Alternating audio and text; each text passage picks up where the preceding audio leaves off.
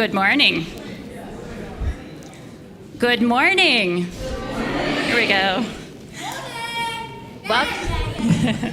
Welcome to our intergenerational worship service here at the community of First Unitarian Church of Omaha. I'm Reverend Shari Woodbury, the minister here. Whether you are attending online or in person, I'm glad you've chosen to join us for this Flower Ceremony Sunday. We come together to worship, which from the Latin means to remember that which is of worth. Thus we gather in community each week to reground ourselves in our highest values. A special welcome to visitors and the friends and family of Pat Will that may be here for her last service included among them. This congregation is a community of all ages and abilities. It is a community with a rainbow of gender and sexual identities. It is a community of diverse cultural and class backgrounds. We draw from many sources of inspiration and share common liberal religious values. Whoever you may be, we invite you to bring your whole self into this community. If you're joining us online, I encourage you to create a YouTube account and sign in when you participate that way so that you can comment and otherwise interact during the service. You can also subscribe to our channel and share videos you like with others. For those who are here in person, you're invited to go downstairs to the common room after the service for coffee and conversation. And meanwhile, if you are logged into church Wi-Fi and don't need to be, please put your phone on airplane mode during the service. I have 3 announcements. First, today is a special service we hold every year, the flower ceremony. This June happens to mark 100 years since this ritual began in Prague, Czechoslovakia. If you brought a flower, you can hang on to it for now. If you're at home, you might choose a flower if you have one around your home to have with you during the service. The flowers here will be collected during the first hymn. And if you didn't know about the flowers or remember to bring one, don't worry, we have plenty of extra, as you can see. Second, there will be a special reception downstairs after this service for our organist of nearly half a century, Patricia Will.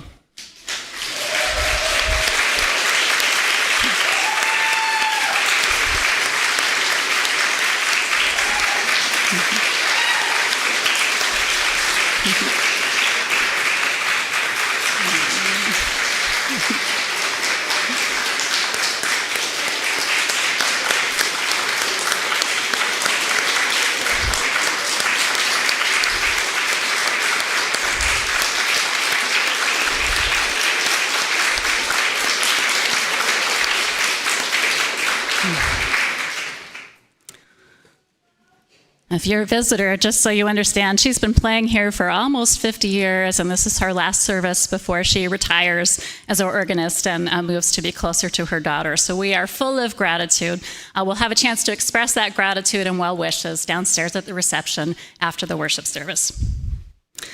And lastly, all this month, if you'd like to help get the word out to the community about First Unitarian, while also supporting KIOS Public Radio, you can make a contribution toward our underwriting. You can put a check in the offering basket, payable to First Unitarian with KIOS on the memo line, mail a check to the church office, or hand it to Jean Wagner. And raise your hand on the back there, Jean. There's Jean at the back with the green shirt, so she can tell you more about that.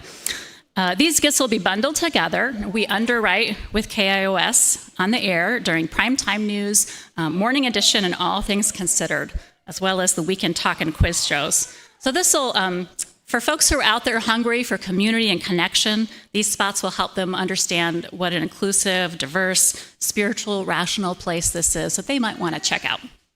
To find out what else is going on this week, you can use the QR codes or link in your program, or grab a printed e-news from the foyer. And last, before we begin, I want to acknowledge that First Unitarian Church of Omaha occupies the traditional treaty lands of the Omaha and Otoe-Missouri tribal nations, whose sovereignty existed long before the state of Nebraska. We'd also like to express our respect to other Nebraska tribes, including the Ponca tribe, the Winnebago tribe, and the Santee Sioux tribe, as well as over 170 other tribes represented within the Omaha area. And now Pat shares the first of a number of special pieces she has chosen for us today.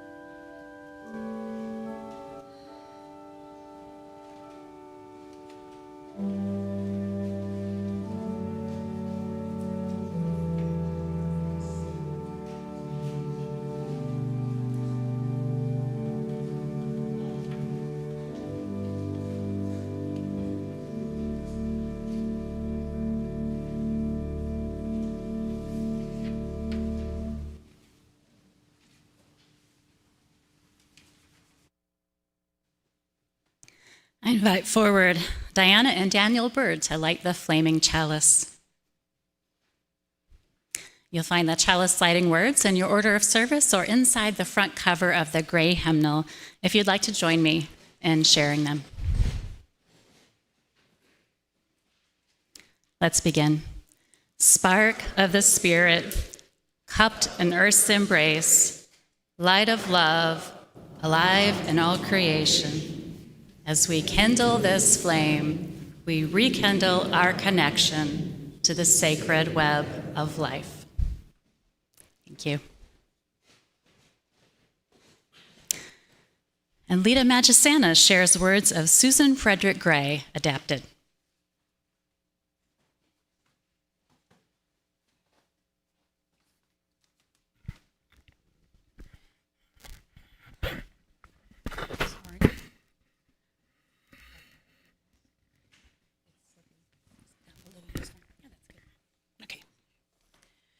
As we celebrate the Centennial of the Flower Festival today, may we be mindful of how radical and powerful love is.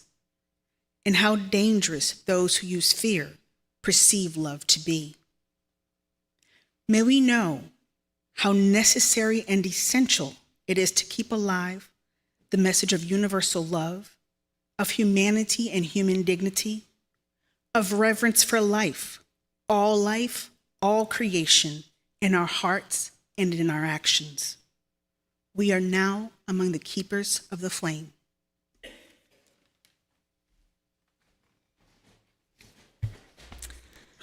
All right, so we're going to hear in a moment Judy begin to softly play our opening hymn, but don't rise yet. First, it'll just be instrumental, and here's how things are going to go. Our young people are going to come in through the aisles with baskets and collect flowers that you brought with you if you brought a flower. And then they'll be bringing them down front to put into our lovely bouquets here. And after that, we'll sing. So got it? First, kids collect the flowers, and then our youth, and then they'll bring them to the front. And then as some of our teens are helping arrange the flowers, we'll all rise and sing the opening hymn. Hit it, Judy.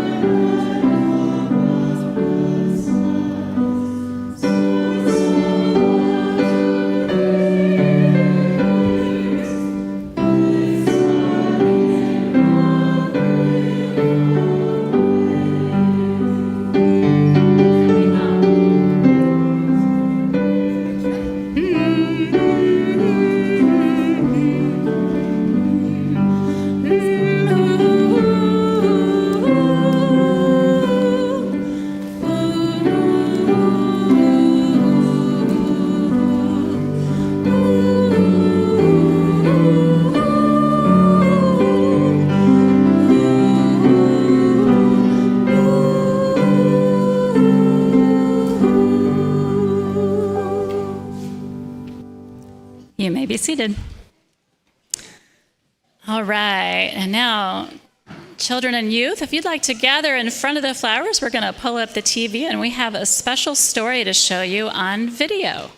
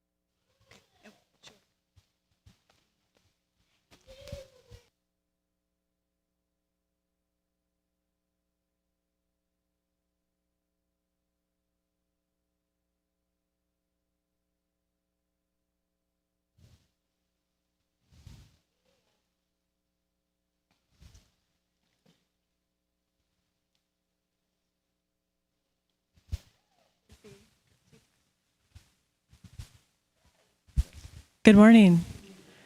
All right, today's story is an animation that was put together by a Unitarian Universalist at Foothills Congregation in Denver, or near Denver in Colorado. And it's about the flower ceremony, which is an annual tradition that many UU churches across the country celebrate each year, where we bring flowers to share together. And this year, as Shari has mentioned, is special because it's the 100th anniversary of this ceremony. And so this video is about how it was created.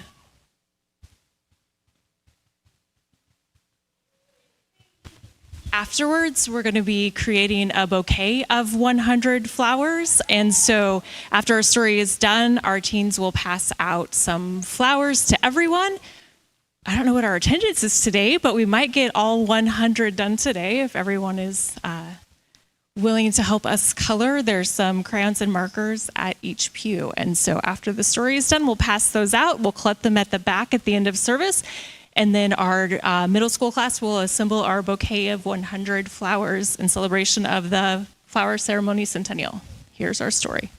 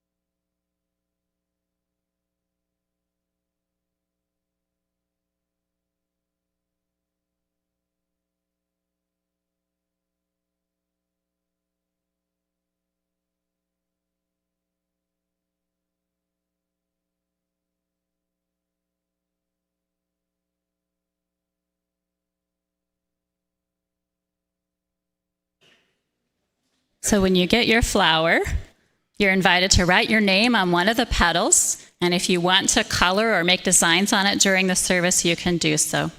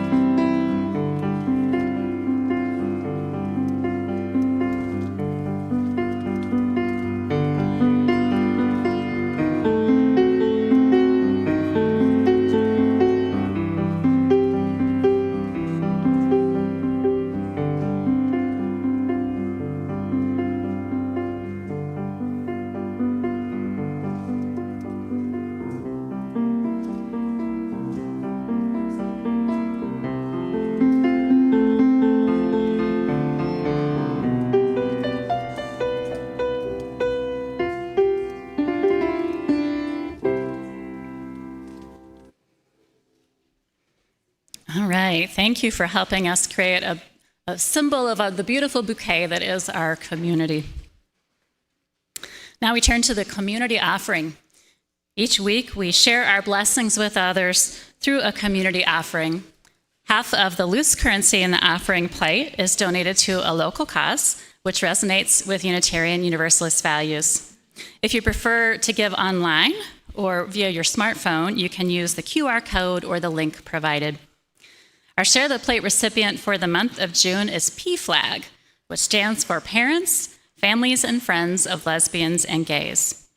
Founded in 1973, PFLAG is the first and largest organization dedicated to supporting, educating, and advocating for LGBTQ+ people and their families.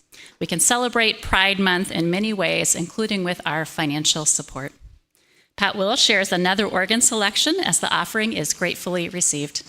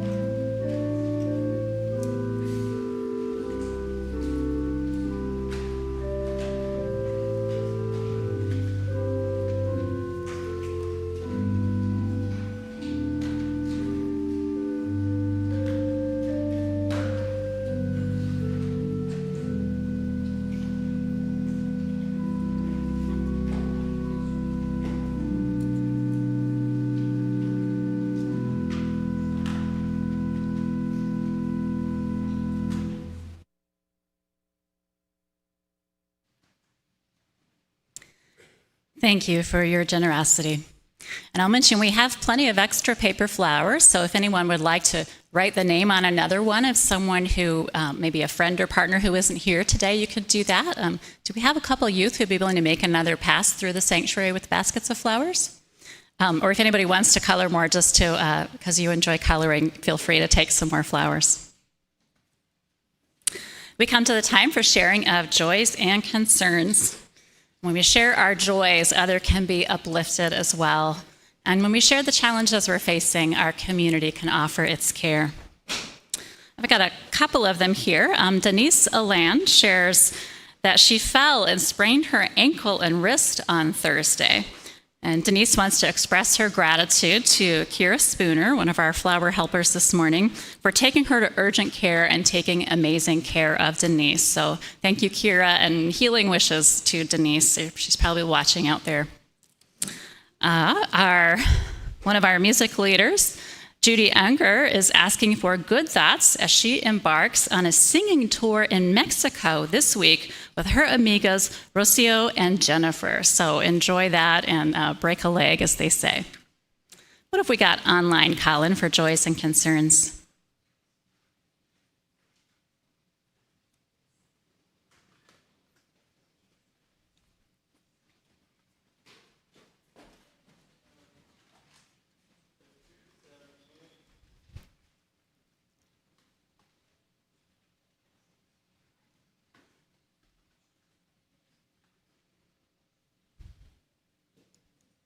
You just come up here.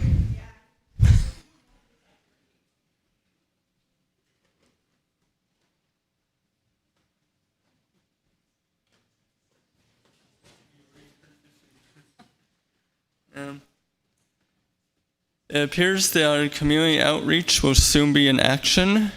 I'm glad to see newcomers to the Omaha community interested in our church. I would also like to wish my friend and fellow church member, Larry Geezer, a very happy birthday today.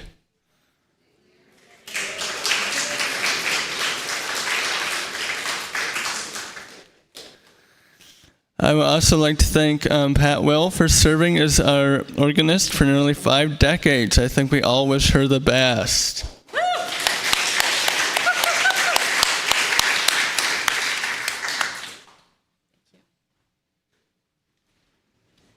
In fact, let's all, Pat, turn and look at us if you would. Turn and look at the congregation.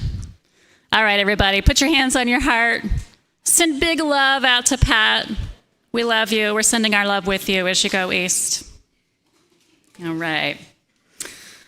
Okay, with all of these joys and concerns and good wishes in our hearts, let's draw everyone into our circle of care who needs to feel that care, whether they know joy or difficulty. And I invite you to join me in a centering song, number 396, I Know This Rose Will Open. If you know it well, feel free to close your eyes as we sing. This rose will open. I know my fear will burn away. I know my soul will unfurl its wings. I know this rose will open. I know this rose will open. I know my fear will burn away. I know my soul will unfurl its wings. I know this rose will open. As we turn to contemplation, you may wish to rest your eyes, check your posture, and lay your hands gently in your lap. After a common prayer, we will observe a time of silence for your own private reflection. And I'll end that silence with the sound of the bell. First, Lita shares with us a flower meditation from Christine Dance. Where did she go?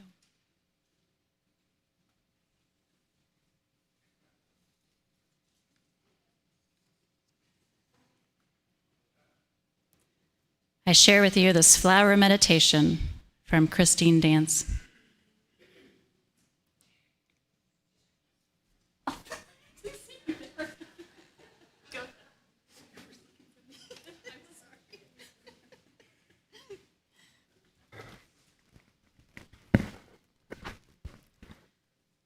Spirit of life, Spirit of love, that which is held in the silent sanctuary of our hearts.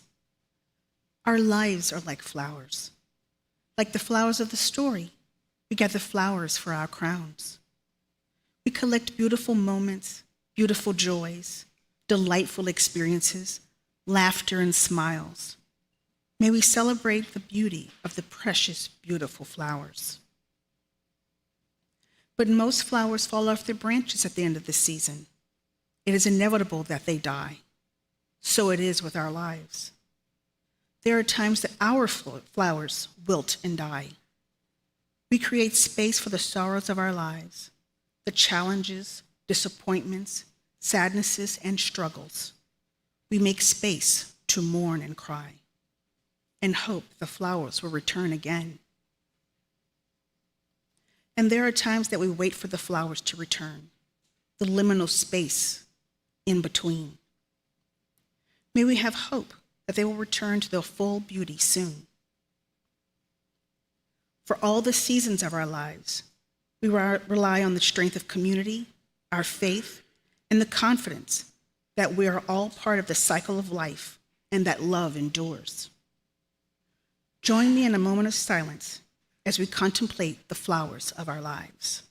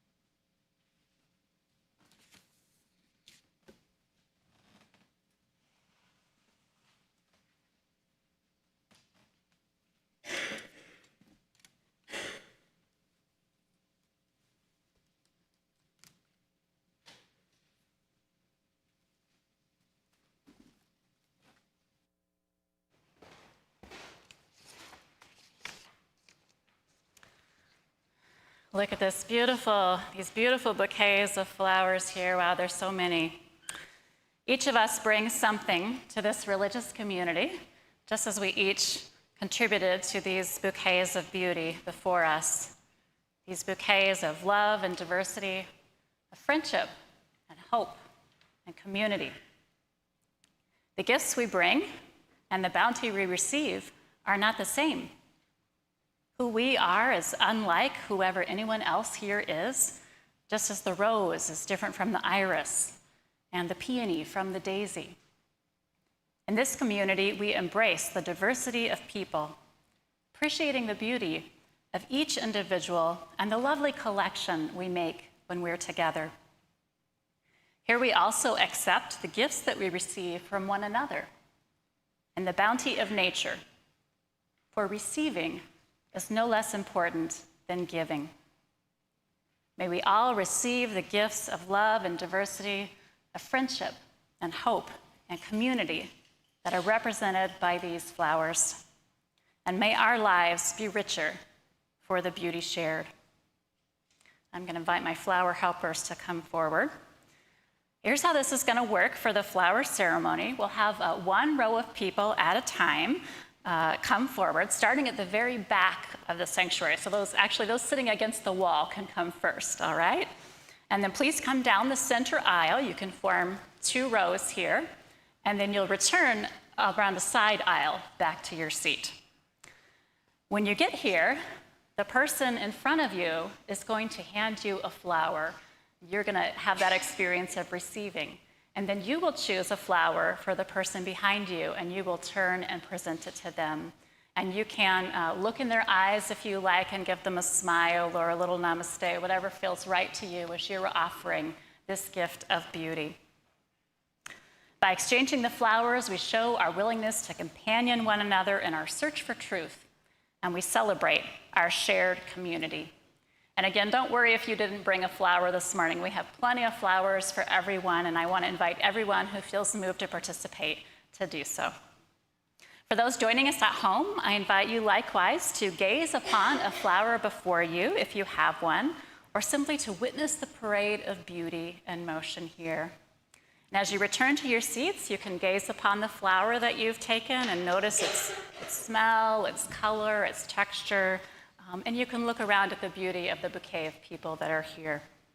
Let us begin as Pat plays for us some special selections she has chosen for today. So the back row can come forward and begin lining up, and we'll move from back to front.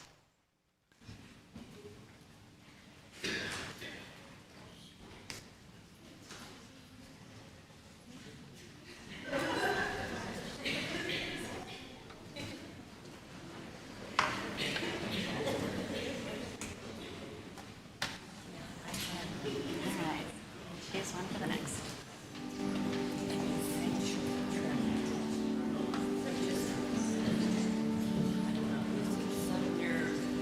Okay, so here you go.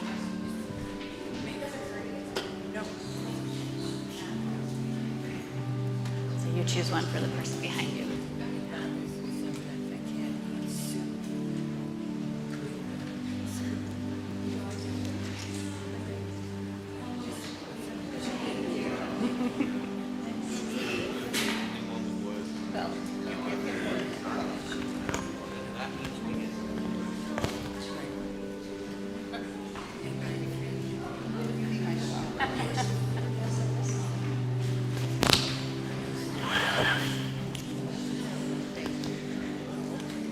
This will be easier if we're in 2 rows. Divide, divide, divide. 2 rows. Unitarians, what are you going to do?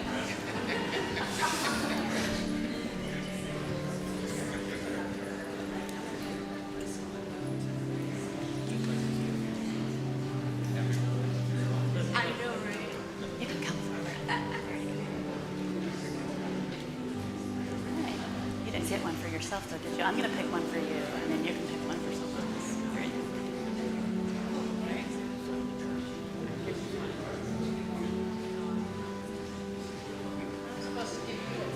All right. So first you receive one, and then you choose one to give.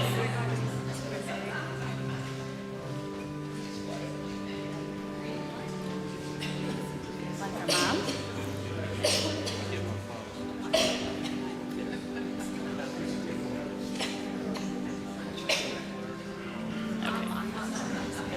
I'm going to get you one.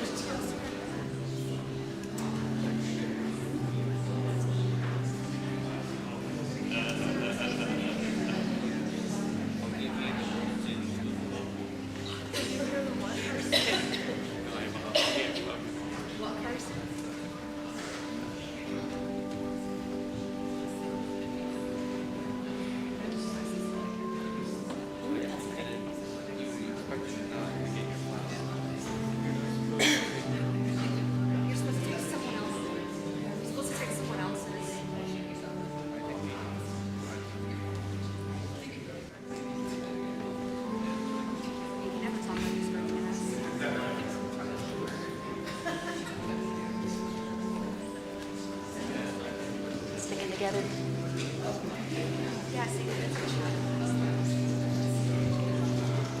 That's a peony leaves.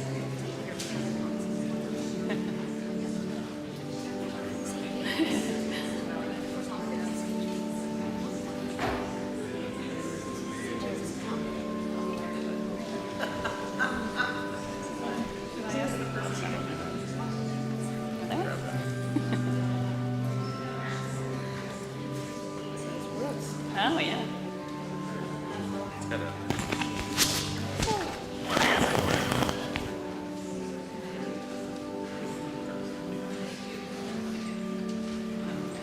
One for Larry.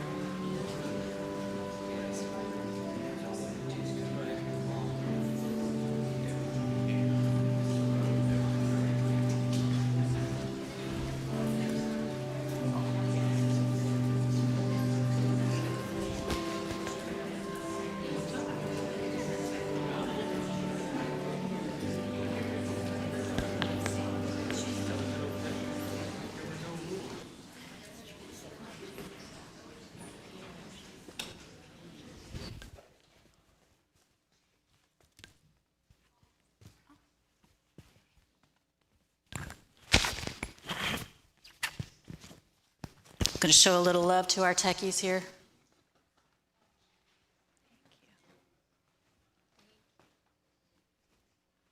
All right, did everybody get a flower?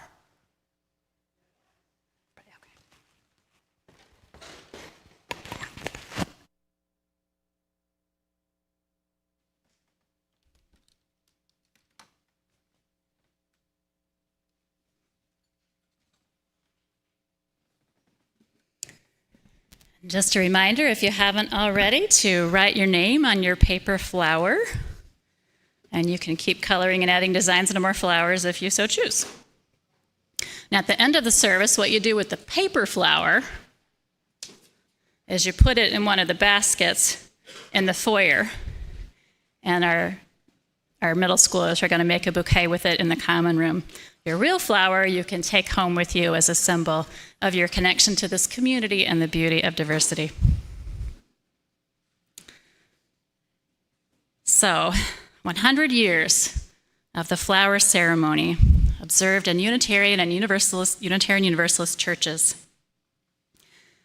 A ritual very much like the one we just carried out was begun in Prague, Czechoslovakia in June, a century ago. A Unitarian minister named Norbert Čapek wanted to help his congregation experience in a new and beautiful way an important idea that every person is special, that our differences are a gift, adding to the richness and beauty of the world. In the springtime and into the summer, as the flowers bloomed around him, Čapek saw that flowers could powerfully convey the beauty of differences. Not everyone saw it that way in the time and place where he lived. In particular, there was a group called the Nazis that were trying to take over Europe that did not like people they saw as different because of their religion, their ethnicity, or who they loved. Čapek was holding up the opposite idea with these bouquets of diverse flowers. It was a message of love for all, of valuing our diversity. This is a beautiful idea that is true in our country too, and in our century. I think it's true in every place and every time. Every person matters and is valued. No matter who we pray to or if we pray, no matter what we look like, or how our brains or body works, or who we love, every person is beautiful and special. And this variety in human beings, it's good. It is good. It feels especially fitting to me to hold flower ceremony celebrating human diversity and the inherent worth of each person during Pride Month this year. We're in a time when many states, Nebraska and Iowa among them, are passing laws that are harmful to transgender people and families. I looked this up, and the Nazis didn't like transgender people either. They were very cruel. I don't think we should be like the Nazis. As Unitarian Universalists and as Americans, I think we should tell our lawmakers that every person is important and deserves to make decisions about their own body and life. Now, one thing that stands out to me this year about Norbert Chapek and the story of the flower ceremony that I'm not sure I picked up on so much in the past is that Chapek knew there might be some risk in spreading a message so counter to the Nazi regime.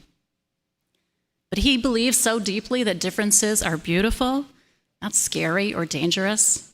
And he cared so much about people. He chose to stay there in that place with his people that he continued to spread his loving message. His stance was considered too dangerous for the Reich. And eventually, Chapek was captured by the Gestapo, the Nazi military, and imprisoned. He died in Dachau, one of the most evil places of the Nazis. Now, if you or I spread a message of love and affirm the goodness of differences among people, most of us do not face the level of risk that Chapek faced. His life was at stake. But if I today take an action in solidarity with a group that faces persecution where I live, like trans people in our area, what risk am I taking?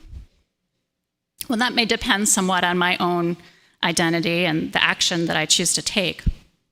So I think this is good for each of us to consider now.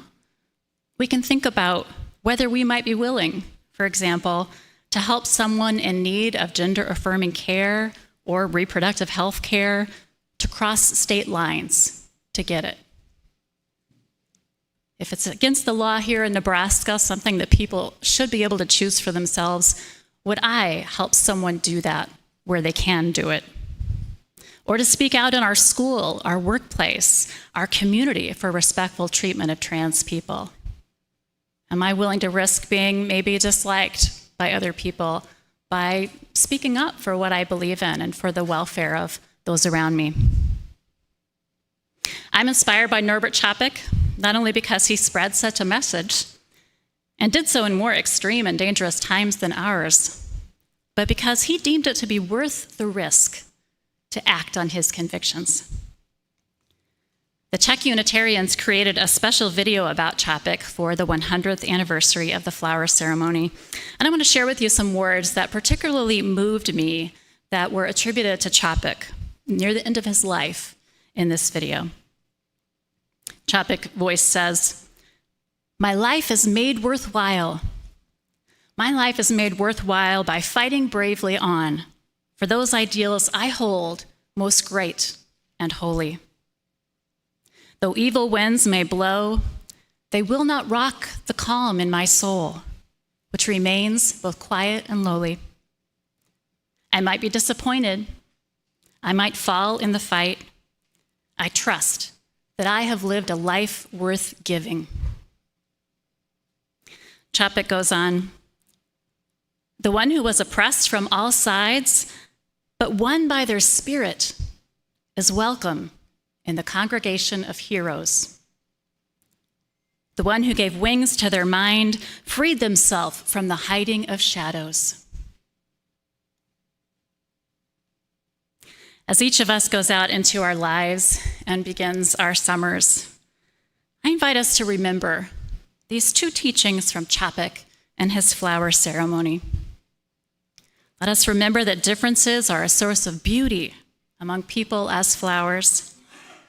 And let us remember that acting on our values of caring for all people, with whatever level of risk we choose to take, that can bring meaning to our lives today. May it be so. Amen. I invite you to rise if you like and join in as Judy leads us in our closing hymn. It's number 305, De Colores. She's going to sing the Spanish verse first so we can catch the melody, and then we'll sing all the verses in the order they appear in the hymnal. So the 3 English and then the Spanish. Number 305.